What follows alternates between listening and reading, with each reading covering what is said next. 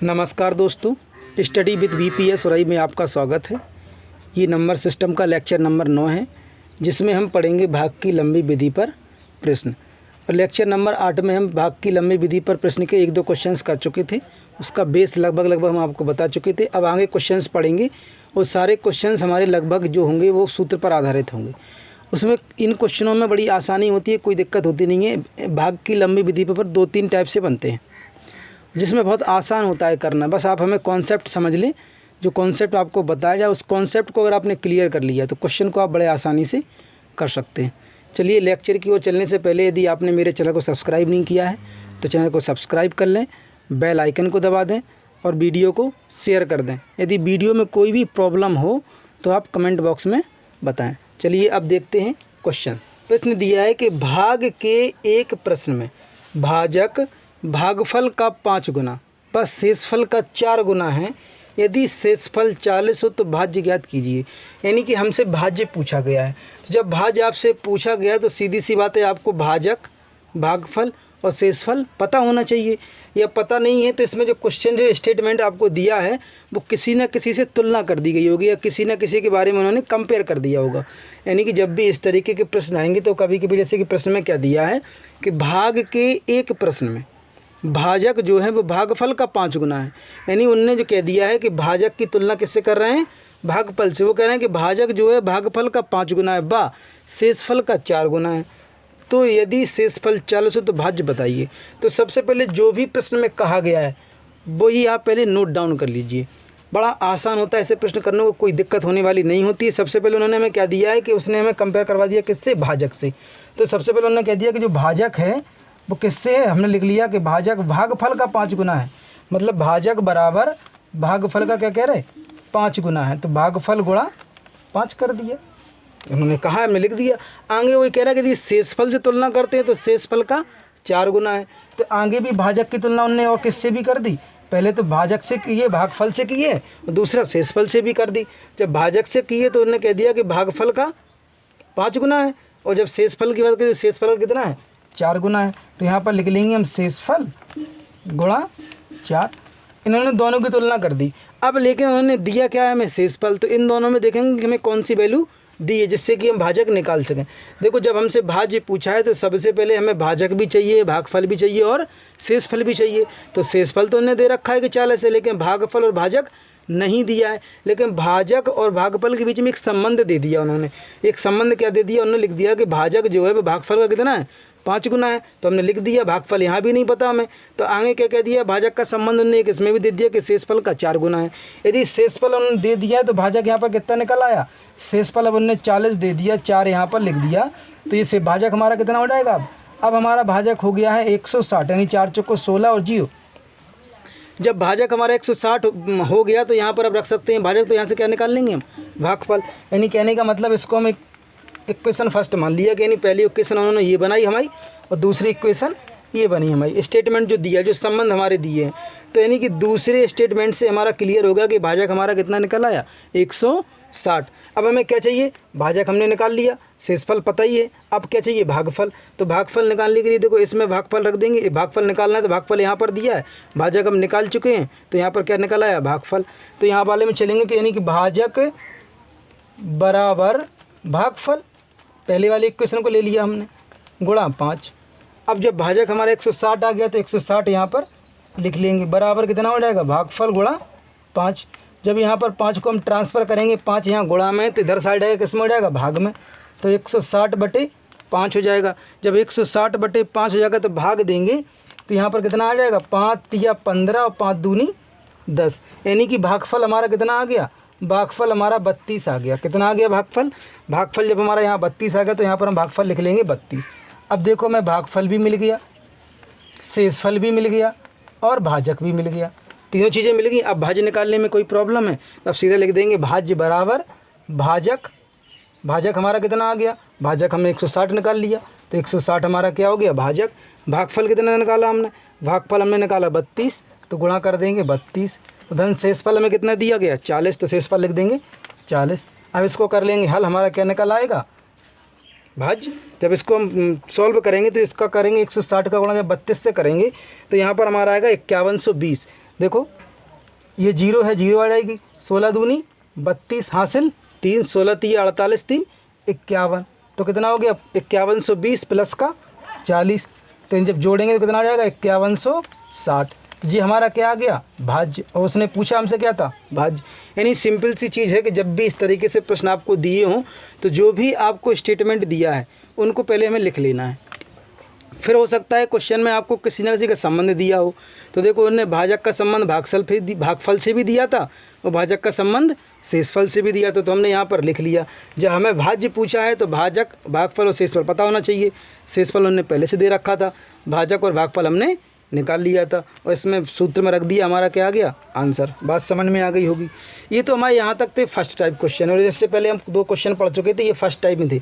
Second type के question क्या बनते हैं कि सेकंड टाइप ऐसे क्वेश्चन होते हैं कि क्या होता है कि क्वेश्चन आपको दिया होगा, उसमें क्या करेंगे कि 2 बार भाग देने की बात करेगा। यानी कहने का मतलब है जो टाइप हमारा होगा कि जब प्रश्न में 2 बार भाग देने की शर्त हो, जब 2 बार भाग देने की शर्त होगी उसे हम सेकंड टाइप में पढ़ेंगे।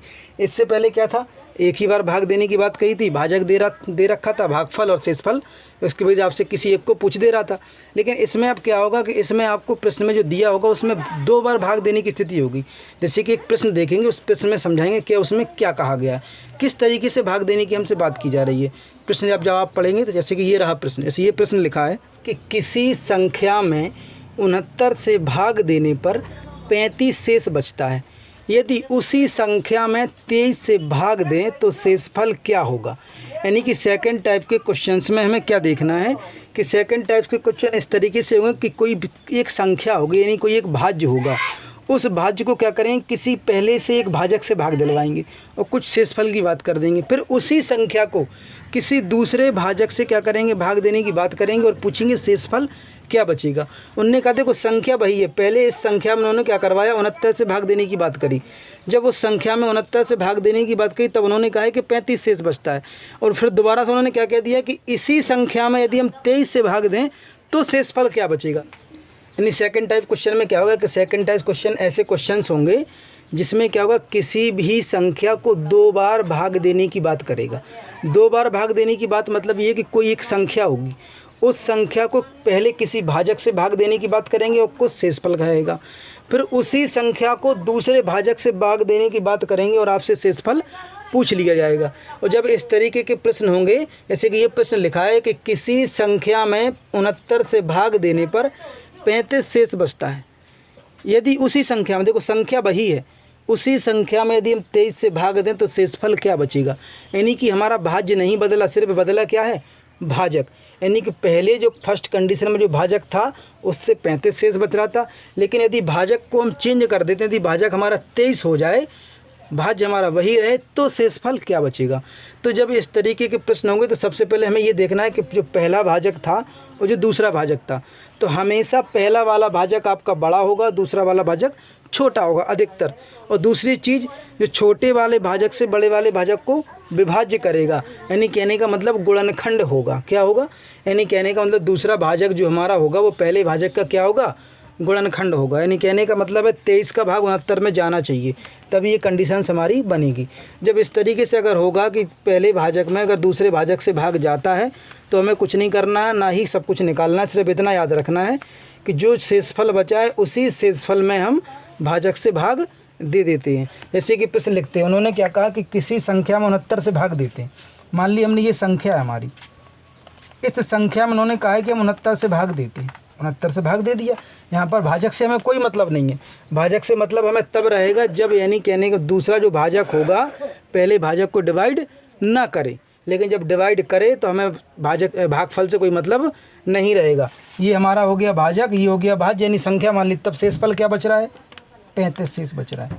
बात समझना बहुत ध्यान से। क्वेश्चन में उन्होंने ये कहा है कि एक संख्या है उसको 69 से भाग दे रहे हैं तो 35 शेष बच रहा है।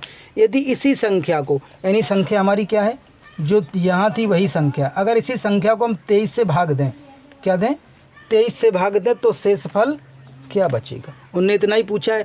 तो सबसे पहला काम हमारा ये रहेगा कि दूसरे भाजक से पहला भाजक डिवाइड है कि नहीं है। यदि दूसरे भाजक से पहला भाजक यदि डिवाइड है तो हमें कुछ नहीं करना, जो शेषफल है उस शेषफल में ही सीधा भाजक से भाग दे देंगे। क्या कर देंगे, सीधा शेषफल से शेषफल में भाजक से भाग दे देंगे, यानी कहने का मतलब है 23 का भाग डायरेक्ट हम किस में दे देंगे, 35 में दे देंगे।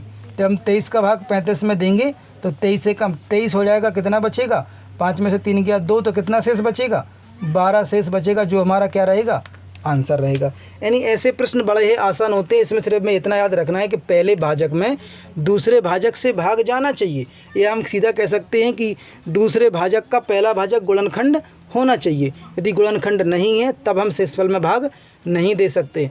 और ऐसे प्रश्नों में वर्गों की भी बात कर देता है, हो सकता है कह दे कि संख्या में वर्ग करने पर तो शेषफल कितना बचेगा। कभी कभी कह देगा संख्या को कि किसी संख्या से गुणा करने पर, यानी कि n गुणा करने पर, ऐसे 2 से गुणा करने पर, 4 से गुणा करने पर, तब शेषफल क्या बचेगा। यानी कि इस तरीके के प्रश्न बड़े आसान होते हैं। सिर्फ हमें इतना देखना है कि पहला भाजक जो है वो दूसरे भाजक का गुणनखंड होना चाहिए, यानी अर्थात दूसरे भाजक का भाग पहले भाजक में जाना चाहिए। यदि जा रहा है तो हमें कुछ नहीं करना, जो शेषफल बचा है उसी शेषफल में दूसरे भाजक से हम भाग दे देंगे। यदि भाग जाता है तो जो शेष बचेगा वही रहेगा, यदि भाग नहीं भी जाता है तो जो शेषफल यहाँ रहेगा वही शेषफल यहाँ रहेगा। बात समझ में आ गई। चलिए इसे कि नोट लिख लीजिए। नोट में क्या लिखना है, नोट में सिर्फ उतना लिखना है जो बताया गया वही लिखा गया है। नोट में ऐसा लिखा गया है कि ऐसे प्रश्नों में पहला भाजक सदैव दूसरे भाजक से विभक्त होता है। देखो पहला भाजक जो है दूसरे भाजक से सदैव कैसा होता है, विभक्त होता है। और इस प्रकार के प्रश्न में सदैव दूसरी स्थिति का शेषफल पूछा जाता है। ये पहली स्थिति थी, दूसरी स्थिति ये, इसमें शेषफल आपसे पूछा गया है। अगली बात, और दूसरी स्थिति का शेषफल ज्ञात करने के लिए पहले शेषफल में दूसरे भाजक से भाग दे दिया जाता है। यानी दूसरी स्थिति ये पूछा आपसे, दूसरी स्थिति का शेषफल आपसे पूछा गया है, तो आपको क्या करना है कि पहली स्थिति के शेषफल ये है, इसमें दूसरे भाजक से क्या कर दिया जाता है, भाग दे दिया, तो जो आंसर आता है वही हमारा क्या हो जाता है, शेषफल। अब ये तो नोट नंबर 1 था। अब इसमें क्या होंगे, इस तरीके से प्रश्न बनते हैं कि ऐसे प्रश्नों में क्या होता है कि जैसे कभी कभी कह देता है कि शेषफल में या संख्या में, कभी कभी कह देगा यदि संख्या में n से गुणा करने पर, मतलब कि अगर प्रश्न में दे दे कि यदि संख्या में 5 से गुणा कर दें तो शेषफल कितना होगा। जैसे कि फॉर एग्जांपल एक क्वेश्चन आगे बताएंगे, उस क्वेश्चन में आप जैसे समझेंगे अच्छी समझ में आ जाएगा। जैसे कभी आपसे कह दिया जाए, यहीं आप कहते हैं किसी संख्या में 69 से भाग देने पर 35 शेषफल बचता है। यदि संख्या में 7 से गुणा करने पर, यदि संख्या में 7 से गुणा कर दिया जाए और 18 से भाग दें तो, वैसे यहाँ 23 से हमने 18 कर दिया, भाग दें तो शेषफल क्या बचेगा। यानी कहने का मतलब है कि इस तरीके से प्रश्न बनते हैं। कभी कभी आपको संख्या दे देगी, फर्स्ट कंडीशन तो आपको सेम देगा, और सेकंड कंडीशन में क्या कह देगा कि यदि संख्या में किसी संख्या से गुणा करवा दिया जाए, कब उस संख्या का आपको वर्ग की बात कह दी जाए, कब उस संख्या में आपसे घन की बात कह दी जाए, तो क्या है कि प्रक्रिया जो यहाँ थी वही प्रक्रिया वहाँ करनी। जब आपसे वर्ग की बात करेगा तो आप शेषफल में वर्ग कर देंगे, गुणा की बात करेगा तो शेषफल में गुणा कर देंगे, घन की बात करेगा तो घन में शेषफल में क्या कर देंगे, घन कर देंगे और भाग दे देंगे। जैसे कि नोट लिख लीजिए, नोट नंबर 2 लिख लीजिए। जैसे कि नोट नंबर 2 ये रहा कि ऐसे प्रश्न में यदि संख्या के n गुने, यानी इस संख्या में यदि किसी संख्या से गुणा करवाए, n का मतलब है कोई संख्या देंगे, 2 से गुणा करने पर, 4 से, 5 से, 8 से, तो n गुने, या कहे कि संख्या के वर्ग, यानी जो संख्या दी है वो कह दे कि संख्या के वर्ग करने पर, या घन कह दे, क्या कह दे कि संख्या में घन करने पर देने की यदि बात करे तो ठीक वही क्रिया पहले शेषफल में करके दूसरे भाजक से भाग दे देते हैं। यानी कि वही क्रिया का मतलब ये है कि यहाँ पर यदि वो n गुणे की बात करेगा तो शेषफल में हम n से गुणा कर देंगे। यदि वो वर्ग की बात करेगा तो क्रिया, यदि क्रिया का मतलब यहाँ पर इतना है कि क्रिया का मतलब सिर्फ इतना है कि अगर प्रश्न में आपसे संख्या में अगर क्या कह दिया जाए कि अगर गुणे की बात कर दे, गुणा करवाया जाए तो क्या कर देंगे, शेषफल में हम गुणा कर देंगे। यदि संख्या में वर्ग की बात करेगा तो शेषफल में वर्ग कर देंगे। यदि संख्या में घन की बात करेगा तो शेषफल में क्या कर देंगे, हम घन कर देंगे। क्रिया का मतलब सिर्फ इतना है कि ठीक वही क्रिया जो प्रश्न में आपसे कहा जाए कि n गुने की बात कर रहा है, कि वर्ग की बात कर रहा है, कि घन की बात कर रहा है, तो वही शेषफल में करके दूसरे भाजक से क्या कर देते हैं, हम भाग दे देते हैं, वो हमारा क्या जाता है, आंसर। बात समझ में आ गई होगी। जैसे प्रश्न देखते हैं, प्रश्न से अच्छे समझ, जैसे कि प्रश्न में क्या लिखा है कि किसी संख्या में 72 से भाग देने पर शेषफल 7 बचता है, तो उसी संख्या के 6 गुने में 18 से भाग देने पर कितना शेषफल बचेगा। तो उसमें नोट में क्या लिखवाया गया था कि जो क्रिया आपको करने के लिए कहेगा वही क्रिया हम किस में कर देंगे, शेषफल में कर देंगे, और दूसरे भाजक से भाग दे देंगे, हमारा क्या आ जाएगा, आंसर। तो उसमें लिखा है कि किसी संख्या में, तो संख्या मान लीजिए संख्या है हमारी, उन्हें कह दिया कि इस संख्या में यदि हम 72 से भाग देते हैं, किससे भाग देते हैं, यदि हम 72 से भाग देते हैं तो हमारा शेषफल कितना बचता है, शेषफल हमारा 7 बचता है। कितना बचता है, 7 शेष बचता है। तो उसी संख्या में 6 गुनी के, यानी कि जो संख्या है, संख्या में 6 से गुणा करवा रहा है वो, यानी संख्या के 6 गुने में यदि 18 से भाग देंगे तो कितना शेष बचता है। हमें संख्या में 6 से गुणा नहीं करना है, हमें सीधा क्या करेंगे, हम जो आपको शेषफल दिया है उस शेषफल में क्या कर देंगे, हम 6 से गुणा कर देंगे, 18 से भाग कर देंगे। तो दूसरी स्थिति में क्या कर देंगे हम, ये दूसरी स्थिति हमारी क्या है कि ये हमारा शेषफल है, शेषफल में कर देंगे हम किससे गुणा, 6 से। तो कितना हो जाएगा हमारा, 6 सत्ते 42, 42 में हम कर देंगे 18 से भाग, तो 18 से 6 सत्ते 42, 18 दूनी 36 हो गया, 12 में से 6 गया, 6 बचा, शेषफल कितना बचा हमारा 6। यही हमारा आंसर आ गया। यानी सिर्फ हमें इतना करना है कि जो भी कंडीशंस आपसे कहे उसने क्या कह दिया कि किसी संख्या में 72 से भाग देने पर शेषफल 7 बचता है। फर्स्ट कंडीशन हमारी ये थी, क्या थी हमारी फर्स्ट कंडीशन ये थी। अब दूसरी कंडीशन कह रहा है कि उसी संख्या के 6 गुनी में, यानी जो संख्या हमारी थी उस संख्या में भी 6 गुना करवा रहे। अब इसके 6 गुने में यदि हम किससे भाग दें, 18 से, तब शेषफल हमसे पूछा कि तब शेषफल क्या रहेगा। तो हमें संख्या तो पता नहीं है तो हम गुणा कैसे कर सकते हैं। तो हमें क्या करना है, इस गुणे को हम कहाँ ले जाएंगे, सीधे डायरेक्ट जो शेषफल हमारा बचा है उस शेषफल में हम 6 से कर देंगे गुणा, तो हमारा शेषफल कितना, 6 सत्ते कितना हो गया 42। अब इसे 42 में करेंगे 18 से भाग, तो शेषफल कितना बचेगा हमारा 6। बात समझ में, यानी ऐसे प्रश्न बहुत ही आसान होते हैं। अब कभी आपसे पूछेगा कि जिस आप संख्या का वर्ग करने पर, तो हम संख्या का वर्ग ना करें क्या कर देंगे, शेषफल का वर्ग कर देंगे। कभी आपसे घन करने की बात करेगा तो शेषफल में क्या कर देंगे, घन कर देंगे और हम भाग दे देंगे। बात समझ में आ गई होगी। चलिए, यदि आपको वीडियो अच्छा लगा हो तो लाइक करें और कमेंट करें, और यदि चैनल को सब्सक्राइब नहीं किया तो चैनल को सब्सक्राइब कर लें, बेल आइकन को दबा दें और वीडियो को शेयर कर दें। यदि वीडियो में कोई भी प्रॉब्लम रही हो तो कमेंट बॉक्स में आके बताएं, आगे चल के हम आपको सॉल्यूशन देंगे। धन्यवाद।